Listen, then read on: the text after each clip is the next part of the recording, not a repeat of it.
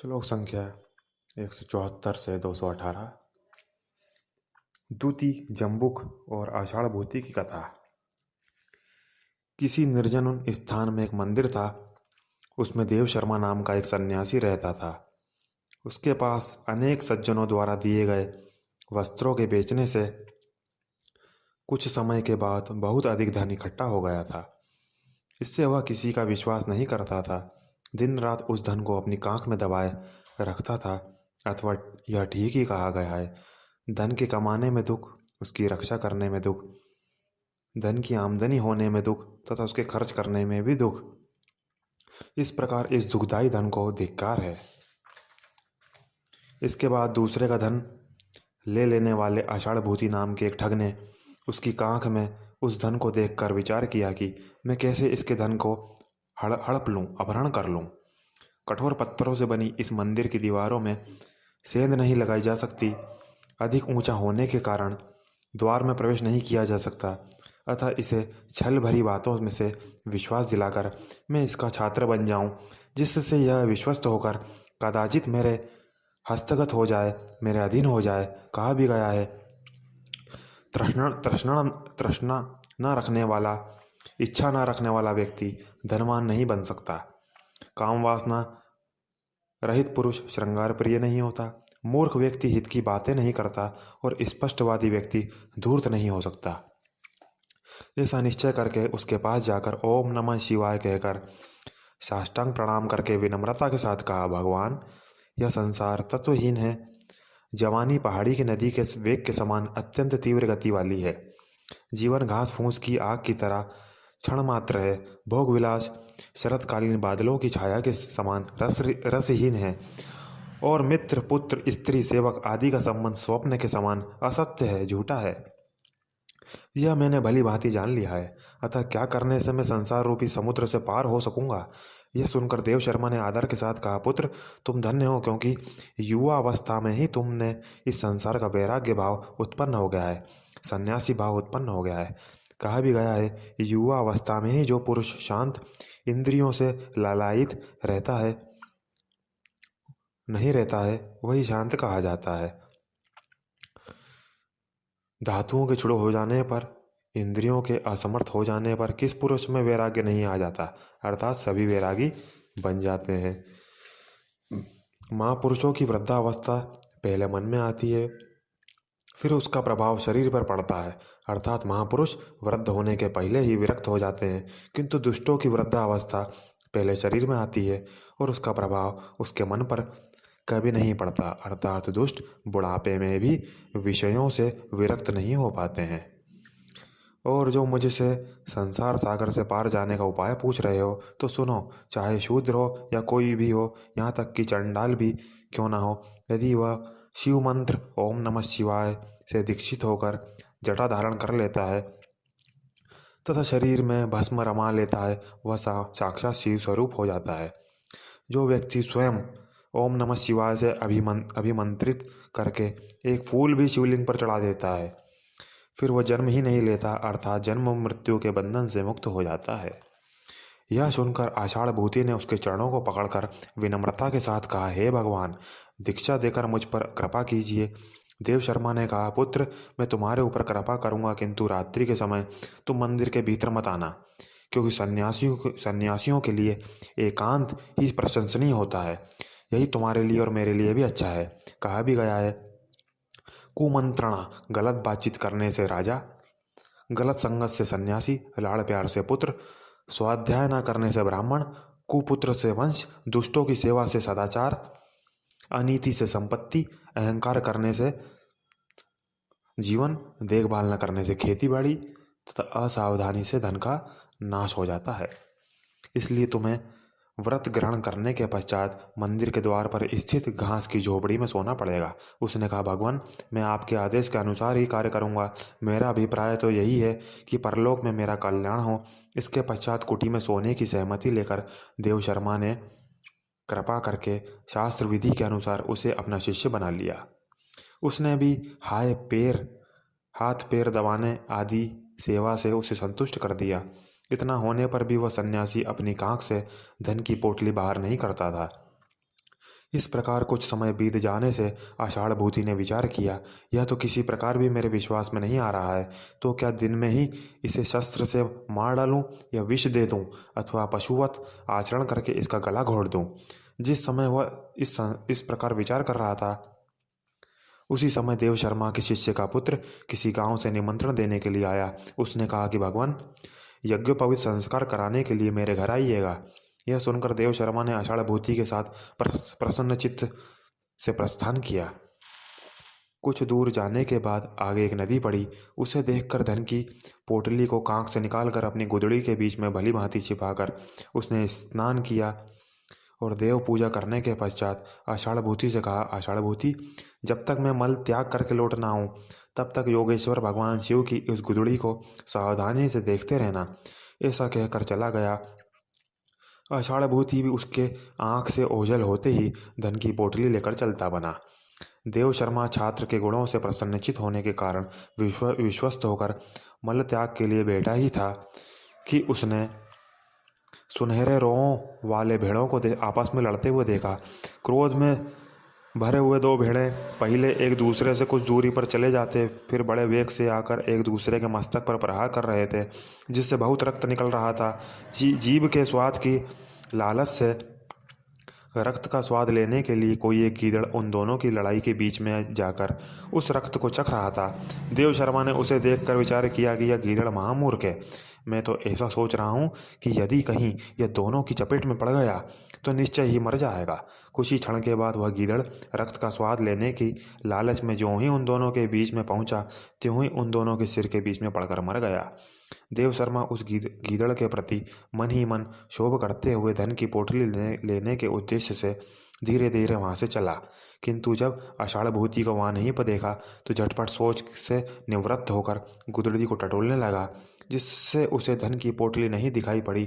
तब वह हाय हाय, मैं तो लुट गया, इस प्रकार चिल्लाते हुए बेहोश होकर पृथ्वी पर गिर पड़ा।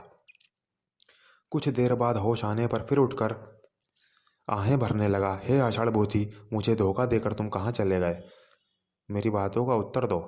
इस प्रकार बहुत विलाप करके वह उसके पैरों का निशान देखते हुए धीरे धीरे वहां से चल पड़ा। चलते चलते सायंकाल के समय वह किसी गांव में पहुंचा। उस गांव से कोई जुलाहा अपनी पत्नी के साथ समीप के ही नगर में शराब पीने के लिए जा रहा था। देव शर्मा ने उसे देखकर कहा, भाई, मैं संध्या काल में तुम्हारे पास आया हूँ, अतिथि हूँ। इस गांव में और किसी को नहीं जानता हूँ, इसलिए तुम ही अतिथि धर्म स्वीकार करो। कहा भी गया है, संध्या काल में सूर्यास्त के समय यदि कोई अतिथि गृहस्थों के घर आ जाए तो उसकी पूजा करने से गृहस्थ देवता तुल्य हो जाते हैं, अर्थात अतिथि सत्कार से गृहस्थों को स्वर्ग प्राप्ति होती है। जुलाहा ने भी यह सुनकर अपनी पत्नी से कहा, प्रिय, इस अतिथि को लेकर तू घर चली जा और पाद प्रक्षालन, भोजन, शयन आदि से सत्कार करके घर पर ही रहना। मैं तेरे लिए बहुत अधिक शराब ले आऊँगा। ऐसा कहकर वो चल दिया। वह व्यभिचारिणी स्त्री भी हंसती हुई तथा मन ही मन अपने प्रेमी का ध्यान करती हुई उस अतिथि को लेकर घर की ओर चल पड़ी। अथवा यह अच्छा ही कहा गया है, बादलों से घिरे दिन में भी घने अंधकार से भरी हुई, चलने के अयोग्य नगर की गलियों में चलना, प्रेमी से मिलने के लिए जाना, पति के परदेश चले जाने पर उल्टा स्त्रियों को बहुत सुखदायी होता है। और भी चोरी से संभोग करने की लालची स्त्रियां उत्तम चादर से ढकी हुई शैया को और स्वाधीन पति को भी तृण के समान तुच्छ समझती हैं। और भी उल्टा स्त्रियां अपने पति के साथ काम क्रीड़ा में अत्यधिक लज्जा दिखाकर उसे नष्ट कर देती हैं, नीरस बना देती हैं। स्वामी के परिहास भरे प्रिय वचनों को कटु समझती है तथा पति का श्रृंगार देखकर उनकी हड्डियां जल जाती हैं। इस प्रकार उन्हें अपने पति में ना तो प्रसन्नता ही मिलती है, न वह उन्हें प्रिय ही लगते हैं। दूसरे पुरुषों में आसक्त रहने वाली उल्टा स्त्रियां वंश में कलंक का लग जाना, लोगों में निंदा, घर में बंधन अथवा राजा द्वारा कारावास तथा यहाँ तक कि जीवन के विषय में संशय को भी स्वीकार कर लेती हैं, अर्थात वंश कलंक, निंदा, बंधन आदि में भी भयभीत नहीं होती हैं। इसके पश्चात जुलाही की पत्नी ने घर जाकर देव शर्मा को बिना बिछोने की एक टूटी चारपाई देकर कहा, भगवान, जब तक मैं गांव से आई हुई अपनी सहेली से बातचीत करके न लौट आऊं तब तक आप सावधानी के साथ मेरे घर में रहिएगा। इस प्रकार कहकर भली भांति श्रृंगार करके ज्यों ही अपने प्रेमी से मिलने के लिए चली, त्यों ही नशे में चूर बालों को बिखराए पग पग पर लड़खड़ाते हुए तथा हाथ में शराब का बर्तन लिए उसका पति उसके सामने आ पहुंचा। उसे देखकर अत्यंत शीघ्रता से लौटकर वह घर में चली गई तथा अपना सारा श्रृंगार उतार कर फिर पहले जैसी हो गई। जुलाहे ने भी अद्भुत श्रृंगार धारण करने वाली पत्नी को भागते हुए देख लिया। वह पहले ही लोगों से उसके विषय में निंदा की बातें सुन चुका था, किंतु अत्यंत शुद्ध होकर भी सर्वदा अपने भावों को छिपाए रखता था। उस समय उसकी बेसी चेष्टा देखकर, देखी हुई बात पर विश्वास करके उसने क्रुद्ध होकर घर से जाकर उससे कहा, अरे पापिनी कुलटे, कहाँ जा रही थी? उसने कहा, मैं तुम्हारे पास से आकर फिर कहीं नहीं गई। शराब के नशे में क्यों इस प्रकार के उठपटांग बातें बक रहे हो? अथवा यह ठीक ही कहा गया है, शरीर के अंगों पर नियंत्रण न रह पाना, भूमि पर गिर पड़ना और अंट संट बकना, यह शराबी की निशानी होती है। जुलाहे ने भी उसकी उल्टी पुल्टी बातें सुनकर तथा उसके वेश परिवर्तन को देखकर कहा, उल्टे मैं बहुत दिनों से तुम्हारी निंदा सुन रहा था, आज मैंने स्वयं देखकर विश्वास कर लिया है, इसलिए मैं तुझे यथोचित दंड दे रहा हूँ। ऐसा कहकर उसने उसके शरीर को दंडों से पीटकर धुन डाला और खंभे में दृढ़ता के साथ बांधकर नशे में चूर होने के कारण सो गया। इसी बीच उसकी सहेली नाइन जुलाहे को सोया हुआ देखकर उसके पास आई और बोली, वह प्रेमी उस स्थान पर तुम्हारा प्रतीक्षा कर रहा है, अतः शीघ्र ही चली जाओ। उसने कहा, सहेली मेरी दशा तो देखो, मैं कैसे जाऊं? इसलिए उस काम पुरुष से जाकर कहो कि मैं आज रात तुम्हारे साथ संभोग नहीं कर पाऊंगी।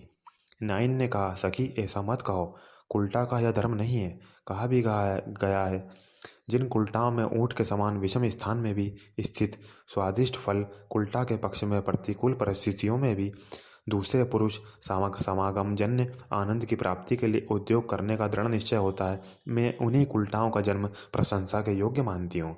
और भी परलोक तो संदिग्ध है, स्वर्ग या नरक है भी या नहीं इसे कौन जाने। और इस लोक में बहुत तरह की लोक निंदाएं भले बुरे दोनों की होती रहती है, जिनको रोकना अपने बस की बात नहीं, किंतु पर पुरुष के साथ संभोग करना तो अपने बस की बात है। अतः जवानी का फल दूसरे पुरुषों के साथ संभोग सुख लूटने वाली कुल्टाओं का ही जीवन सफल है। उसने कहा, यदि ऐसी बात है तो बताओ, दृढ़ बंधन में बंधी हुई मैं उसके पास कैसे जाऊं? और यह मेरा पापी पति भी तो समीप में ही सोया हुआ है।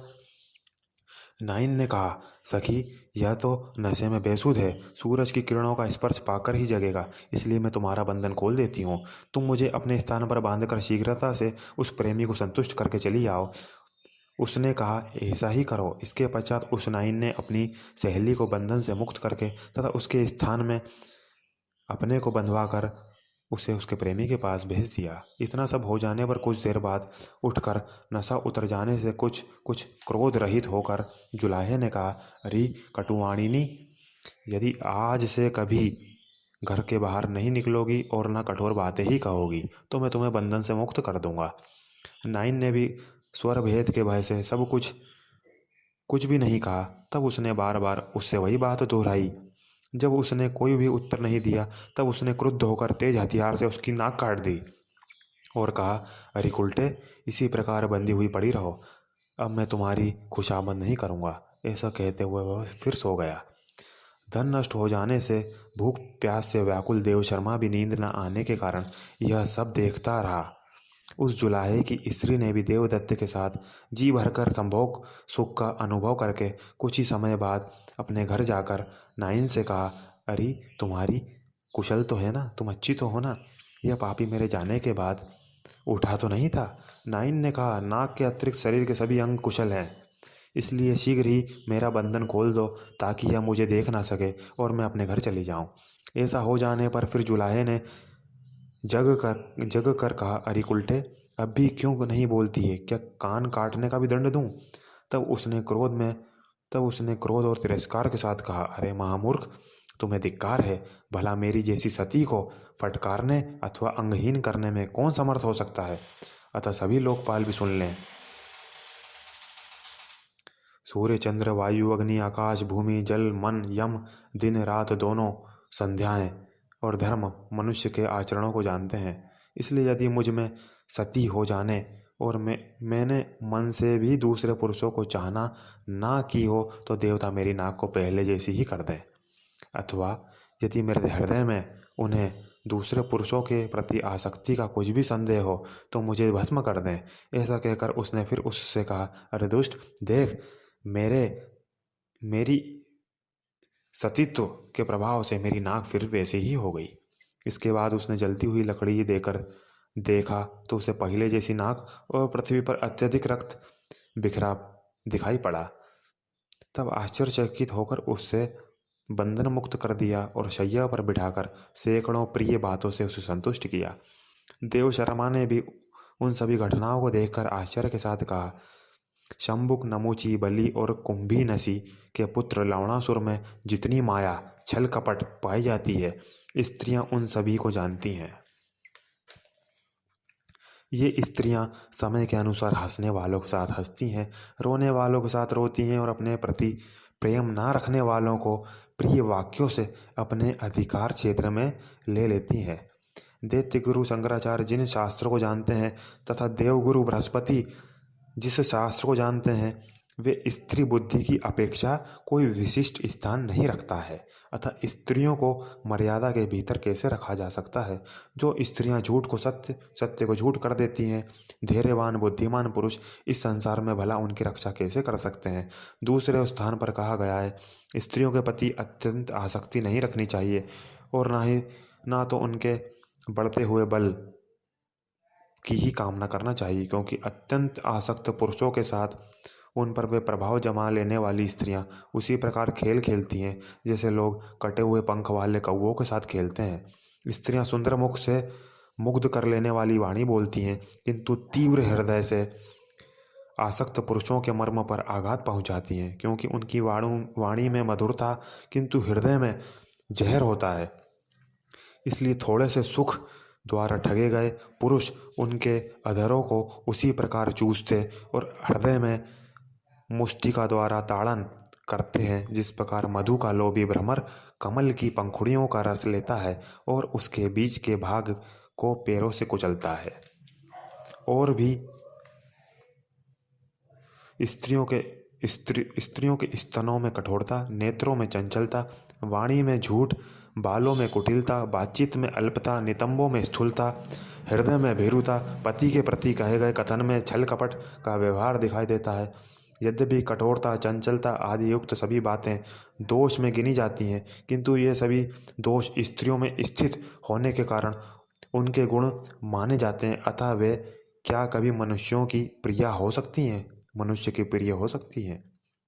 ये स्त्रियां अपने स्वार्थ की सिद्धि के लिए कभी हंसती हैं, कभी रोती हैं और फिर दूसरों को अपने विश्वास में ले लेती हैं, किंतु स्वयं दूसरों पर विश्वास नहीं करती।